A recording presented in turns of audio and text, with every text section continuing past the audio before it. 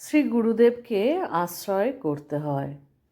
শ্রী ভগবানই গুরুরূপে আমাদের নাগালে এসে ধরা দিয়ে চোখের জল মুছিয়ে দেন।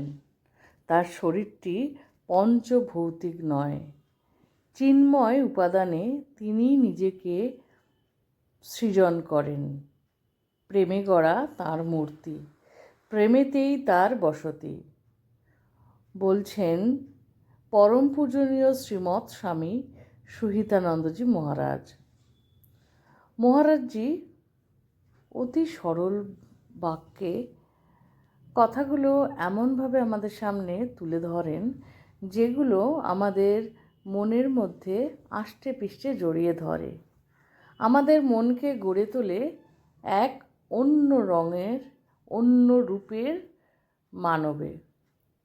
কিন্তু আমাদেরও উচিত সৎ থেকে সৎচিত্তে অন্যকে সাহায্য করার মানসিক প্রস্তুতি নিয়ে সামনের দিকে এগিয়ে আসা।